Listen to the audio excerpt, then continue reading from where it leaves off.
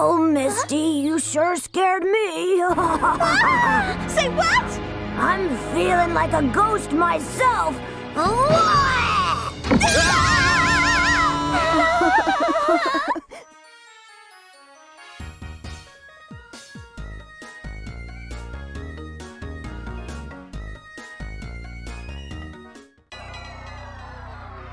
Hey everyone, it's Mark.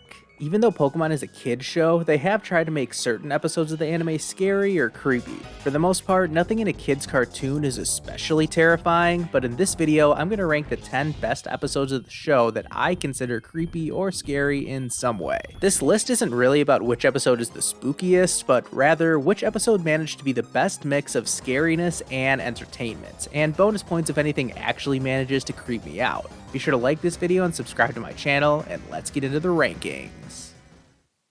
Number 10, Fear Factor Phony. Early on in Ash's journey through the battle frontier, this episode saw our heroes stumble upon an abandoned old mining town. They run into some ghost-type Pokemon who are pretty irritated for some reason. Turns out that this group of psychic-type Pokemon threw really loud parties, and this annoys the ghost types. Long story short, they figure out a compromise where the psychic Pokemon use their powers to party in a soundproof bubble, and everyone lives happily ever after. So, what was so scary about this episode? Oh yeah, I forgot to mention that this was the first episode after the English dub got rid of all the original voice actors and replaced them with new ones, a very controversial decision that still rubs people the wrong way all these years later. Nothing more scary than hearing your favorite characters suddenly sound totally different with no warning at all. You know, if there are not any ghosts living here, then there should be. Come on, May. There's nothing to be afraid of. Easy for you to say. Number 9, The Tower of Terror. The entire story arc of Ash trying to defeat Sabrina in the original series was incredibly convoluted, and one of the most illogical plot points was that Ash was convinced that he needed a ghost type in order to win the Marsh Badge, so they took a trip to the Pokemon Tower in Lavender Town to catch one. Of course, using Generation 1 game logic, this was a terrible move by Ash, but it is the anime and the original series at that, so let's just run with it. Everyone is super creeped out by the spooky tower, so Ash ends up going in alone with his Pokemon. He and Pikachu end up getting knocked out by a chandelier. Well, I say knocked out, but some ghost-type Pokemon actually pull their spirits out of their bodies. So, are they even alive anymore? We get some funny moments of Ash scaring Misty and Brock, and we eventually find out that the ghost types like to play pranks on people and just wanted to make friends. But unfortunately for them, Ash and Pikachu decide to return to their normal lives and head back to Saffron City. The episode ends with Haunter deciding to join Ash temporarily, and they manage to defeat Sabrina in the next episode. I guess ghost-type Pokemon may not be that scary in the anime, but they sure are funny, at least to some people.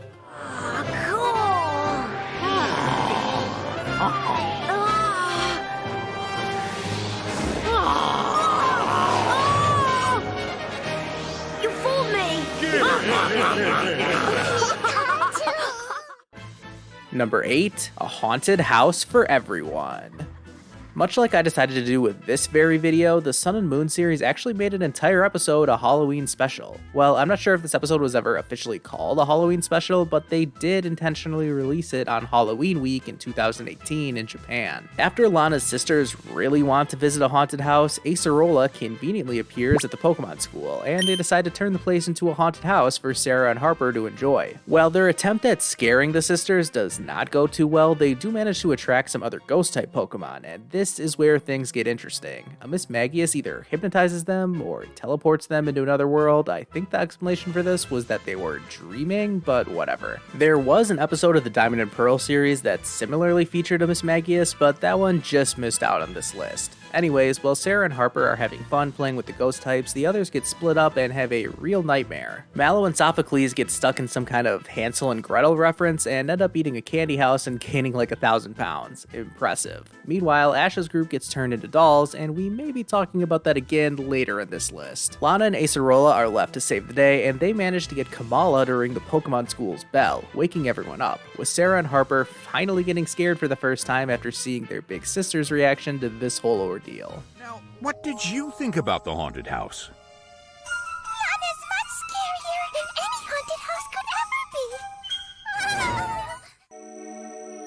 be. Number 7, The Ancient Puzzle of Pokemopolis.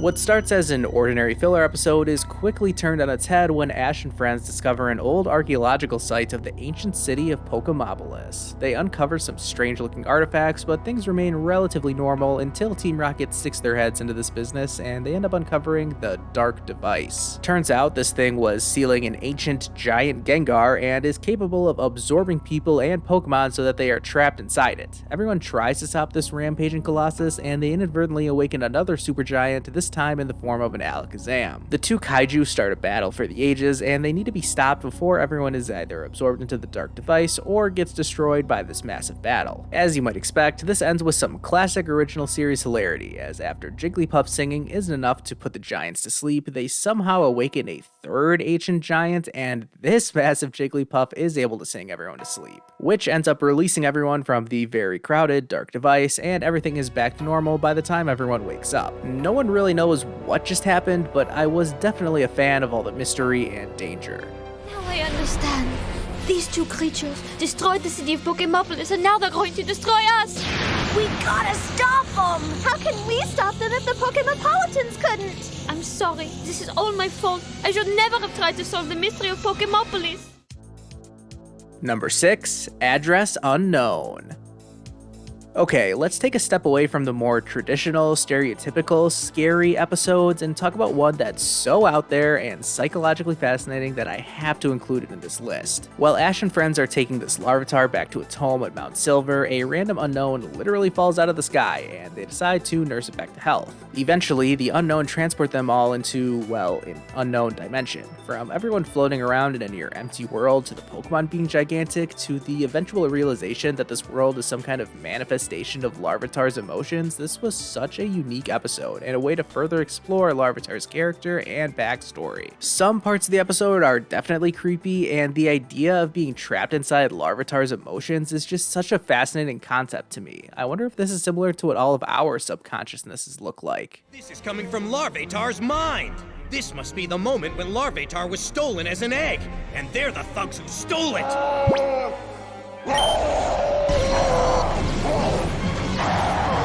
This is awful! How could you guys? Number 5, Capacia Island UFO. Sticking with the theme of episodes that are more out there and creepy than traditionally scary, let's go to the Decalore Islands, where Ash and friends have an alien encounter. Well, it's Behem that are the antagonists here, but this whole episode has got the feeling of some kind of alien takeover to me. After James picks up what he believes to be an amulet coin that fell out of the sky, we see Ash waking up to a world where everyone except him and Pikachu seem to be brainwashed by Behem. I think the explanation for this was that since Ash picked up an actual amulet coin, he was lucky enough to avoid this transformation. Ash and Team Rocket end up having to team up, which is scary enough in itself, but it's so weird seeing the other humans basically turn into living puppets for the Behem. This dystopian city turns into one of the strangest settings ever in a Pokemon episode, but they do eventually manage to save the day by returning the missing piece of the Behem's UFO back to them, and thankfully now everyone can stop being creepy Behem pawns. As you wish! Ugh, this looks bad! What's next? What we always do!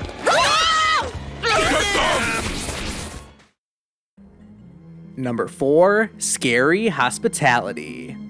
While the Scary House on Route 14 was pretty underwhelming in the X and Y games, the anime adaptation was a lot more interesting. After a rainstorm leaves our heroes searching for any kind of shelter they can find, they happen upon the much-rumored Scary House, and this nice old man named Lon welcomes them inside. While things seem pretty innocent at first, Clement seems to notice a lot of strange things going on, and while he and Serena can't help but getting scared over and over again, nothing is too spooky until different members of the group start disappearing without a trace.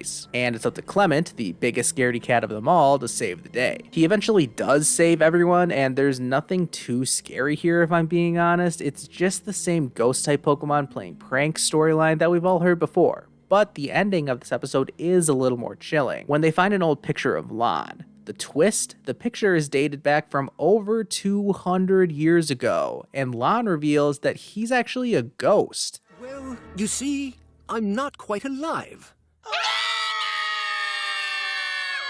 Everyone passes out from this shocking revelation, but they wake up okay and decide to just carry on, deciding that this must have all just been a dream. The next night, Team Rocket get caught out in the rain, and it looks like our undead friends are going to have another chance to play their little tricks again.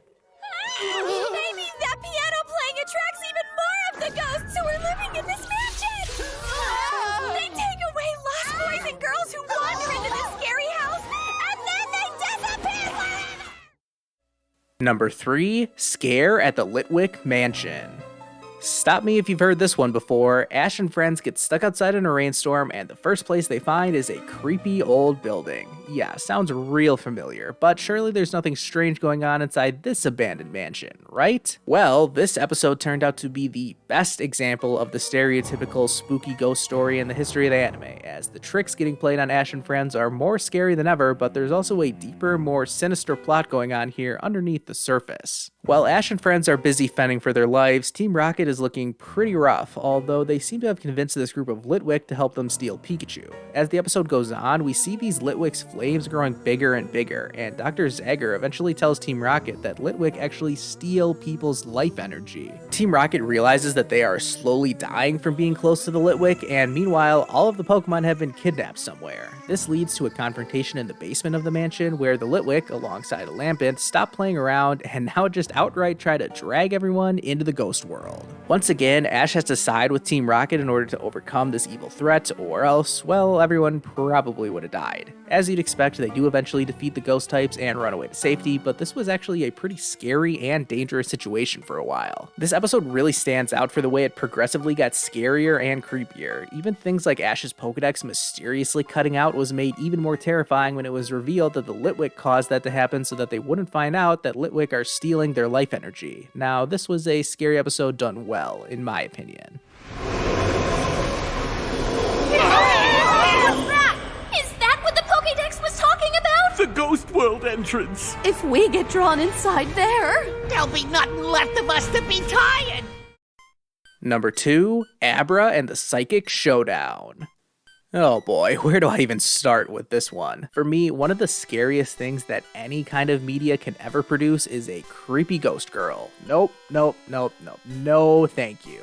And guess how this episode opens, with Ash and friends lost in the wood at night when a creepy little girl appears. Oh man, not this. Ash gets tricked into following the little girl, and yeah, she leads him directly off a cliff. Ash manages to save himself in a pretty epic scene, and the little girl is nowhere to be found. But let's not forget about that attempted murder, which seemingly happened for no reason at all. Some more weird stuff happens, but let's just skip to the part where everyone arrives at the Saffron City gym. This place is pretty weird, and the gym trainers even seem to fear the gym leader, who happens to be the creepy little girl. Oh no, it's just Sabrina, who apparently controls the stall with her psychic powers. Wait, so does that mean Sabrina tried to kill Ash? Well, it looks like one attempted murder wasn't enough, because the gym battle between Pikachu and Kadabra is about as one-sided as a battle can get. Ash eventually forfeits, and I guess I should have mentioned the additional stipulation of this match. If Ash lost, he and his friends would have to play with the creepy little doll. While that may seem innocent, they actually get transformed into doll-sized, well, dolls, but they can still move around. 2 episodes later, Sabrina would transform Brock and Misty into actual inanimate dolls, but for now, she just tries to kill them again by throwing her ball at them, before getting saved by some old man. All of this chaos is what led to Ash going to Lavender Town, and I already talked about what happened after that, but wow, what a wild way to introduce a gym leader. Sabrina is a complete psychopath, and apparently a homicidal one at that.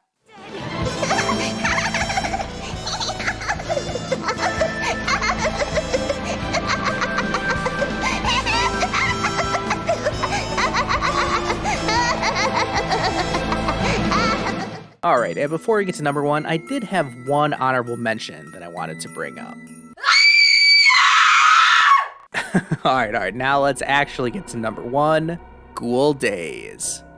Remember how I said that creepy little ghost girl seriously freaked me out? Yeah, we've got another one in this episode. The fact that this is a scary episode really came out of nowhere. This was actually one episode of the Pokemon Summer Academy arc in the middle of Diamond and Pearl, which was overall a very innocent and wholesome filler arc that featured the returning Conway, as well as Angie, just another girl who had a crush on Ash. But for this episode, things turned pretty dark real quickly, as trainers needed to pair up and search for a medal at the Summit Ruins in order to complete the the activity for the day. Conway's partner was, well, the aforementioned ghost girl, and guess what? This one tries to kill people too. It lures Conway off a cliff, but a dust noir saves the day. Everyone ends up getting confused and thinking that the dust noir is trying to take people away to the spirit world, and then they actually realize that there's a portal to the spirit world on top of Summit Ruins. While this is happening, guess where Ash and Angie are? Yep, getting led to the top of Summit Ruins by that creepy ghost girl. They do find the medal that everyone was looking for, so that's cool, and to celebrate, the ghost girl tries to lead them into a cave.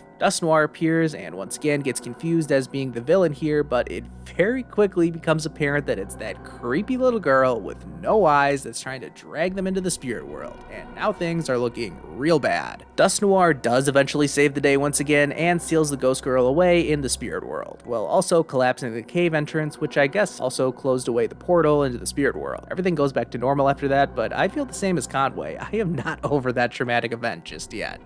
I was partnered with a ghost! I gotta put this episode as my number 1 on this list because it is the perfect mix of scary and entertaining. Like I mentioned before, the entire Summer Academy arc is really fun, and this episode is so wild and out there that it may just be my favorite of the entire arc. Oh yeah, and the whole murderous ghost girl trying to kill everyone also makes this one of, if not the most terrifying episodes of the entire anime. Come on, let's play. Come on, let's play.